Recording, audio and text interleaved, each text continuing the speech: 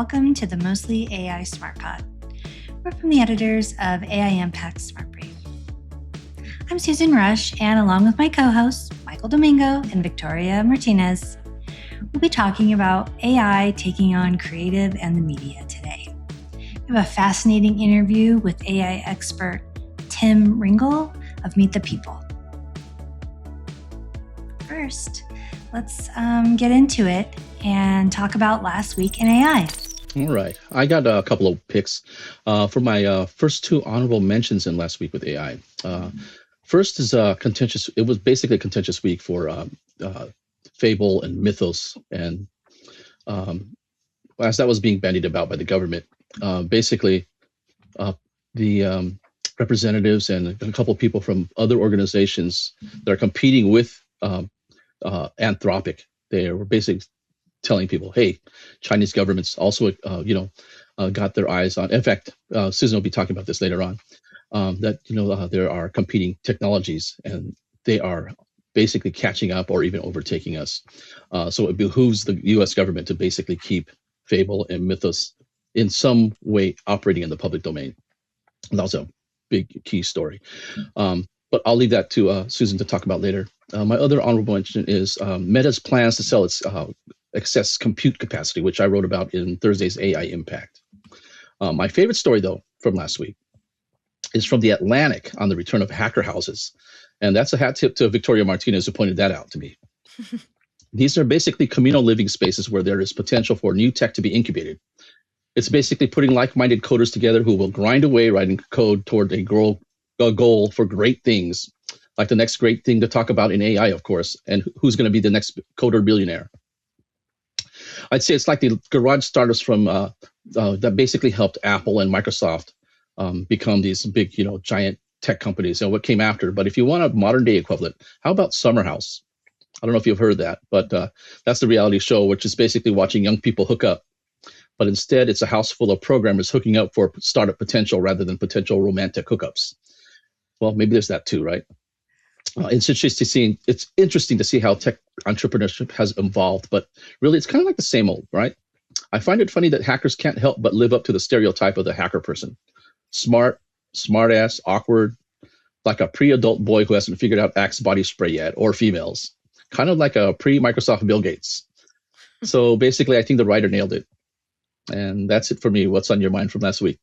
Well, it's funny you mentioned that. It's coincidentally the other day I saw this nod to old school gaming where it was a bunch of people with a bunch of wires and how old school gamers were connected all together in a living room with wires everywhere. And I feel like we're going back to that with the old school underground hackers living together, but in a more technologically advanced world. Well, although that's not in my realm, my honorable mention this week is with Microsoft. I feel like Microsoft is you don't really hear about them innovating as much as you're hearing Anthropic or, ChatGPT or OpenAI. You don't see their name as much in public. But recently, they actually have decided that they are going to merge all of their Microsoft will and Copilot all the apps into one, and they're going to call it Copilot Fusion. Basically, they're going to introduce a paid tier that includes AI agents, and the whole point is to cut any of the unused apps that really people have.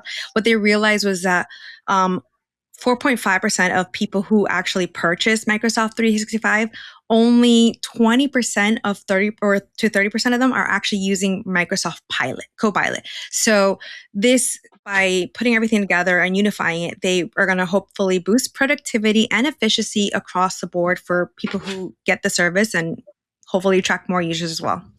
Yeah, that's pretty interesting. I don't know, your last week in AIs. Just thinking about the popularity of Love Island streaming, I can see this hacker house finding a whole underground viewing audience. That could be pretty interesting. But my honorable mention this week is Robinhood CEO, of course, is saying that AI traders will soon match humans. I don't know. I find that a little scary, but we'll see what happens. Just going back to kind of what Domingo was talking about, this whole idea of China and their open source AI models. And Western startups, they're really starting to eye this. The last week, the GLM 5.2 AI model created a lot of buzz in Silicon Valley for its coding and agent capabilities, which really are said to be matching the models from OpenAI and Anthropic, but at a much lower price. So it's really attractive. And the success of this 5.2 model combined with regulatory uncertainties, and then of course, delays in US models, has really driven that international interest in Chinese alternatives. Despite data security concerns, limiting adoptions in regulated industries, the model's performance is just prompting companies worldwide to consider their dependence on American proprietary AI offerings. So this is definitely a space to watch. All right, welcome back. Here's All Talk with Notbots, what we like to call the catch-all for everything we talk about on AI on our mind this week. This time we have an interview with Tim Ringel at Meet the People. Before we get to the interview, be sure to check out the special episode, though, of the Mostly AI Smart Pod featuring Dr. James Stanger with CompTIA. Now let's talk about episode 5, and in this interview with Tim Ringel of Meet the People.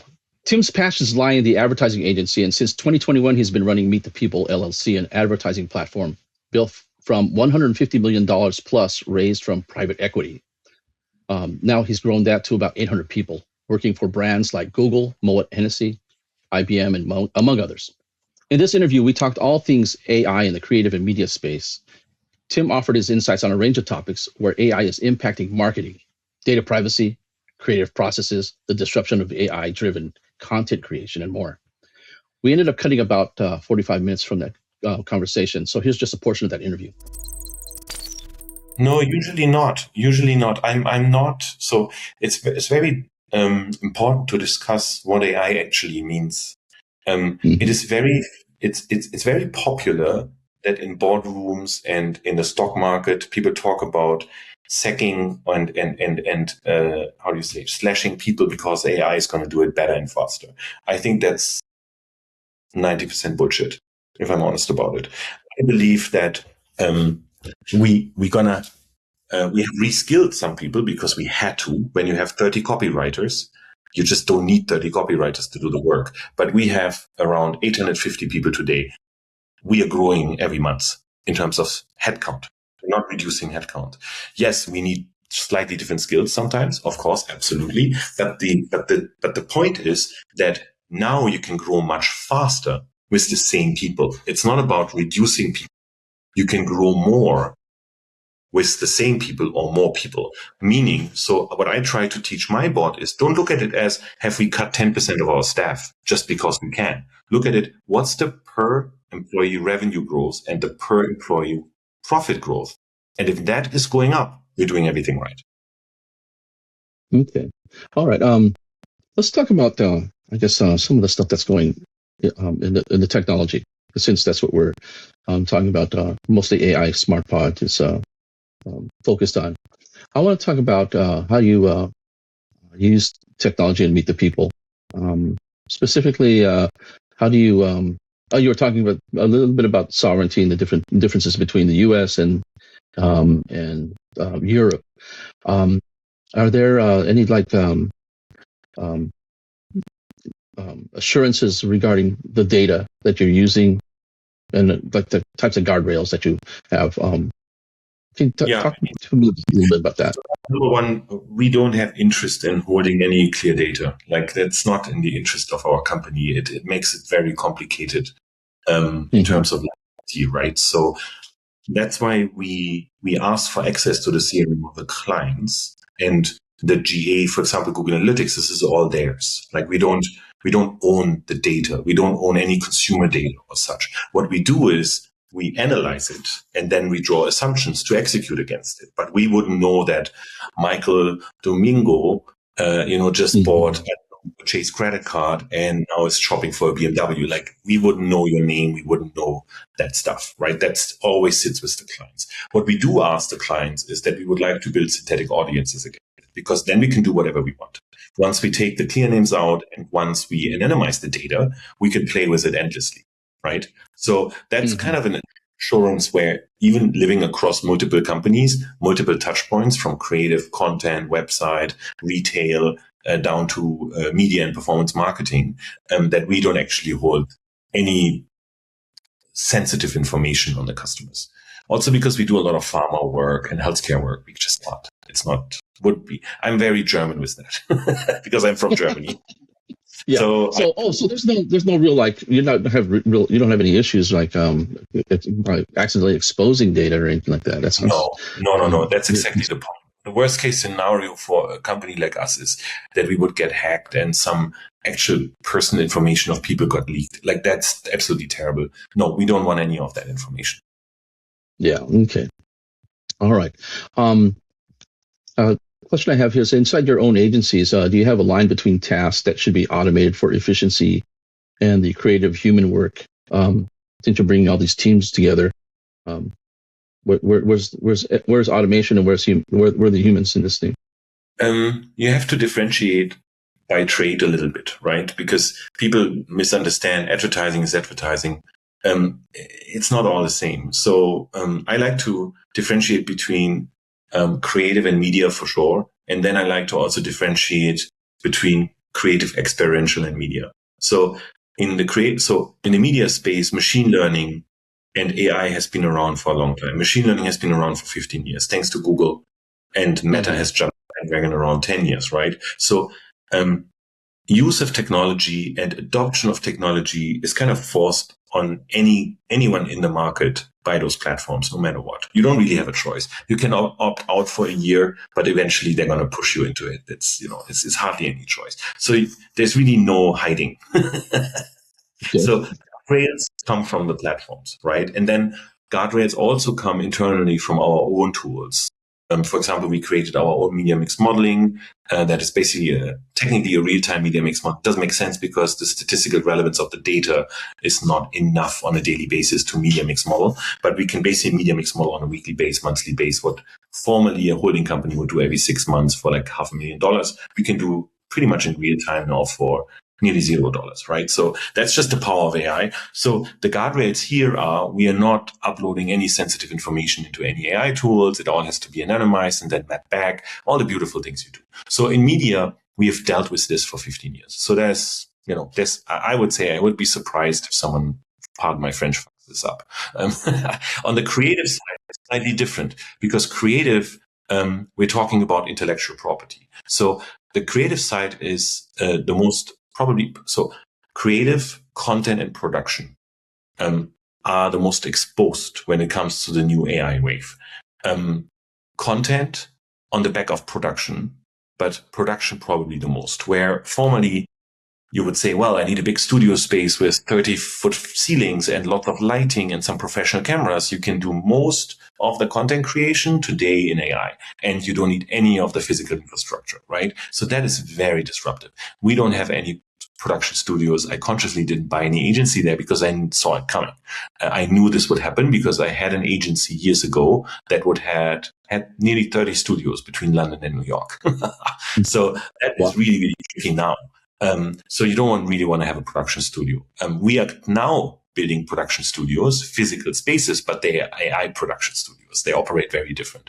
So that's the most disrupted place. And talking about guardrails, all the bets are off. I think we see a lot of content production agencies who heavily utilize AI, but they don't really understand or care about intellectual property issues. Because once you upload something in AI, who owns it?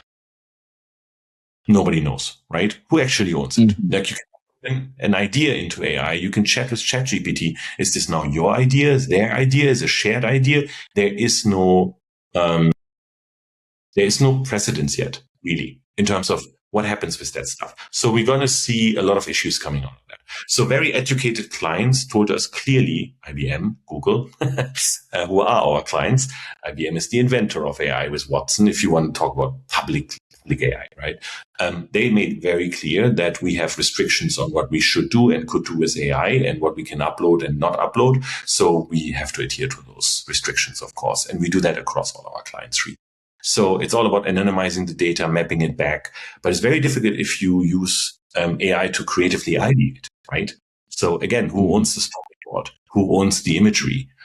It's very tricky. So we tell our creative teams, guys, you need to still touch this. Like, it's not an option to do 100% AI work, because if we don't touch it, we can't sell the IP to a client, right? Then the IP doesn't exist because it's not intellectual property you own. So that is probably a very disrupted space right now. We are doing fine because, again, I'm deep in technology. I'm invested in OpenAI, Anthropic, XAI. So I'm not saying I know more than other people, but I wouldn't invest there if I wouldn't try to understand it. For sure.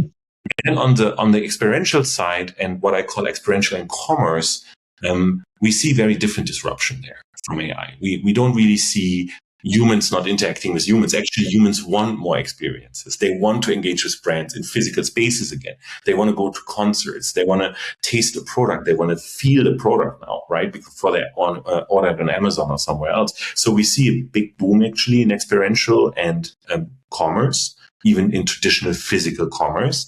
But the AI disruption here is very different. You have dynamic pricing all of a sudden, right? You have product tracking that is independent from the large retail stores. So, for example, when you go into Best Buy and you talk to a blue shirt, as we call them, right, a Best Buy employee, they now have a checkout device in their hands, just like Apple does it, right?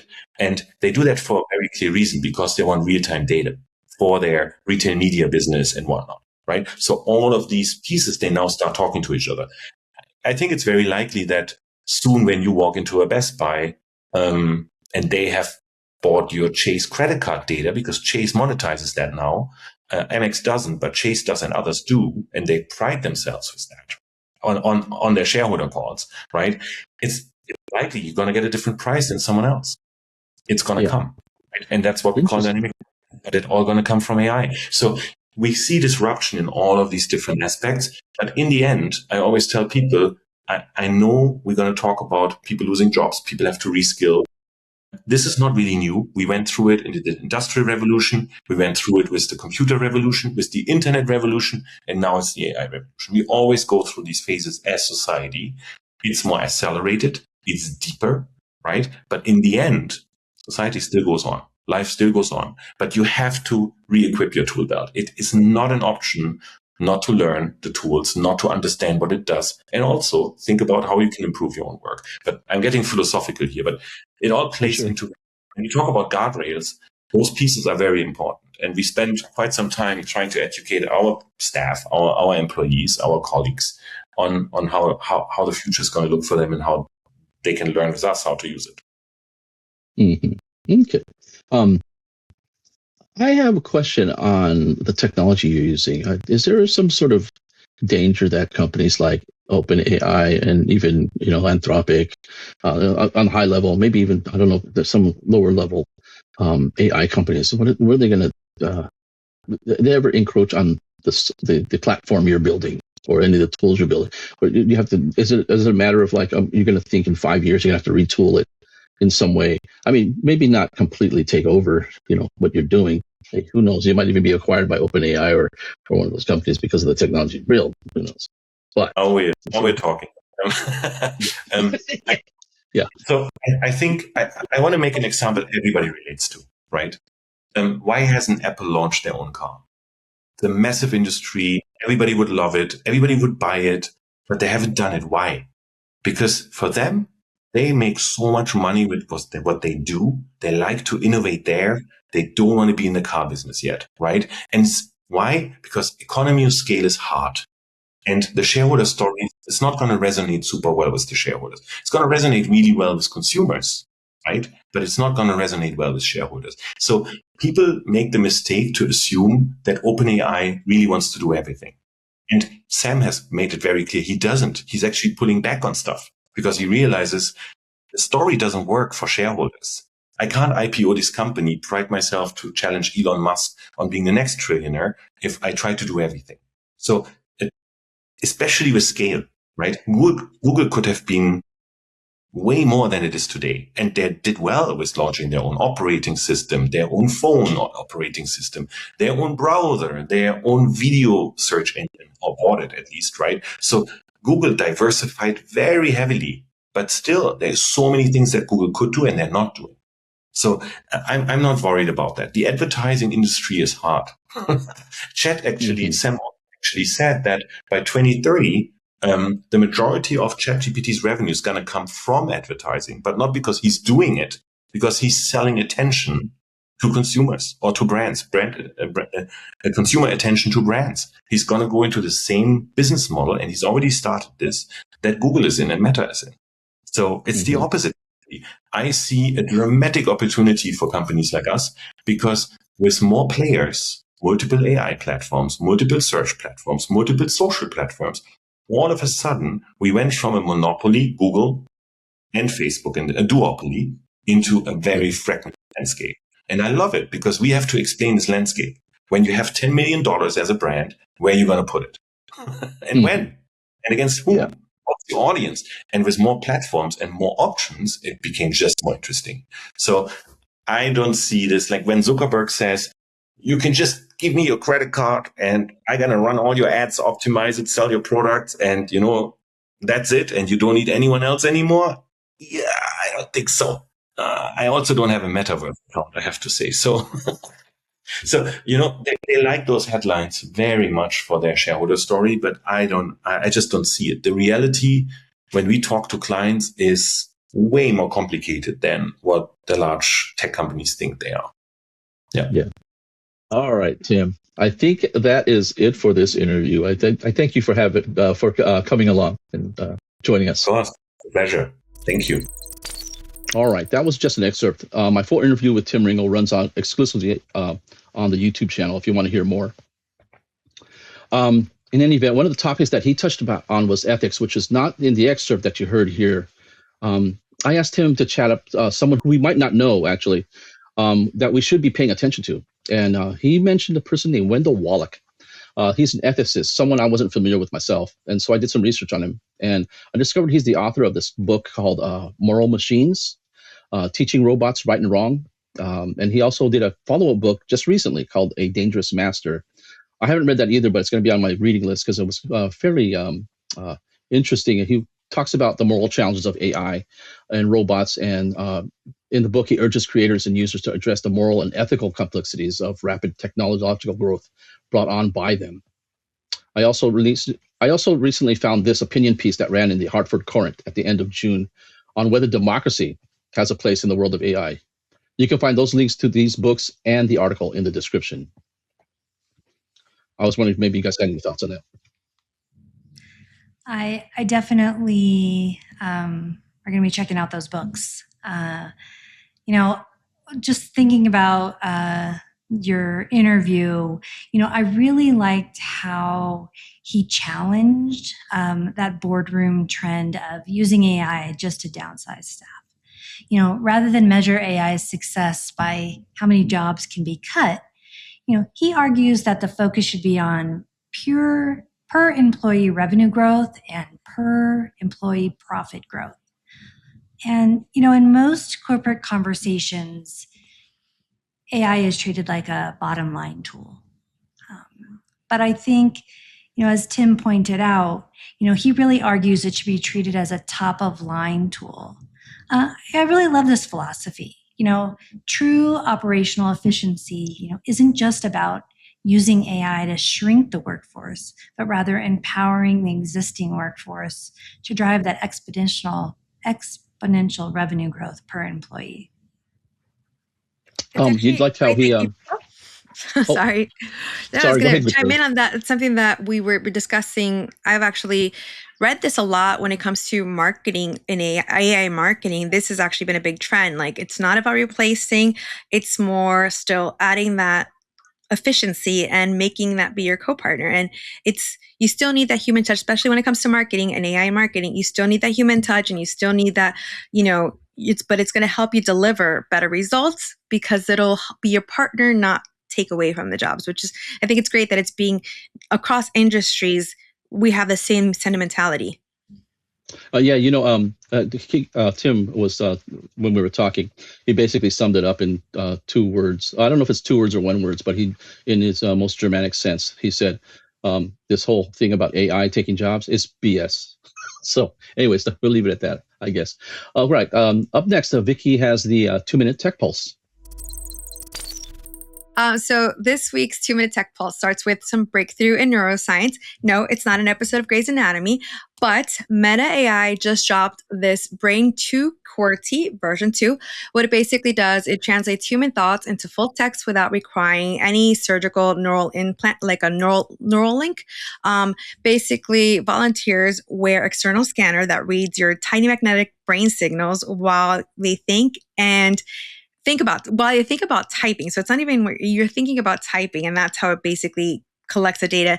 And it's still very, at the beginning, it's a research lab tool, but it's really big because it's great for, giving a voice to people who can't speak.